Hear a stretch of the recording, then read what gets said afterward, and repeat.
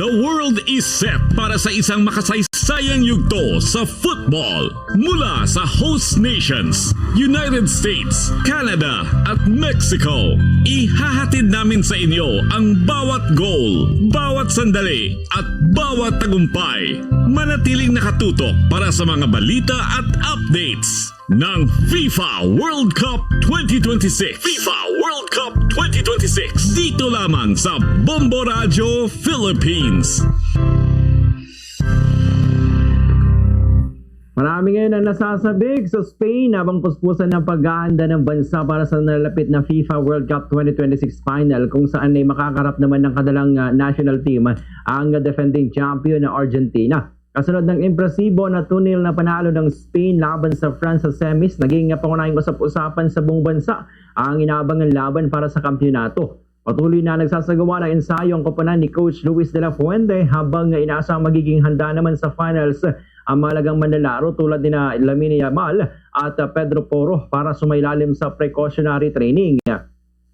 Inayang ni Bombo International News Correspondent Eva Tinasa na naghahanda na rin ng iba't ibang lungsod sa Spain para sa malawakang panonood ng final, so itong tinatawag na public viewing. Sa Madrid, inaasang muling dadagsain ng libo-libong football fans sa mga public viewing venues kabilang na ang Plaza de Colón kung saan libre ang panonood para sa publiko. Mahigpit na rin ang seguridad na ipinatutupad ng mga otoridad sa mga lugar na pagdarausan ng public viewing upang matiyak ang kaayusan at kaligtasan ng mga manonood. Samantala, nakahanda ang mga police at emergency response teams upang agad na tumugon sa anumang insidente sa gitna ng inaasang pagdagsa ng mga taga-suporta.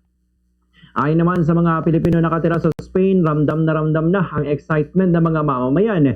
Nila halos lahat ay umaasang muling makapagtala ng kasaysayan ng Spain at maiuwi ang ikalawa nilang FIFA World Cup title matapos ang unang kampyonato noong 2010. Nakatagdang magharap ang Spain at Argentina sa FIFA World Cup 2026 final sa July 19 kung saan inaasahang magiging isa ito sa pinakamalaking laban sa kasaysayan ng pandaigdigan na football. Ganitong bahagi ng pahayag ni Bombo International News Correspondent Eva Tinasa.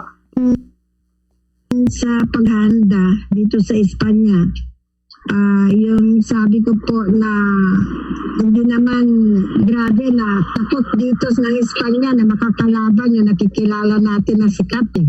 Kahit Ronaldo yan, kahit Mbappe, kahit na Messi, kakalabanin pa po nila. Hindi po sila takot at nakahanda po sila. Wala, mas matindi kasi gusto nilang manalo ng Espanya. Why not? Talagang gagawin nila yung makakaya po nila para kasi paramihan ng score na to. This is soccer, no? Hindi naman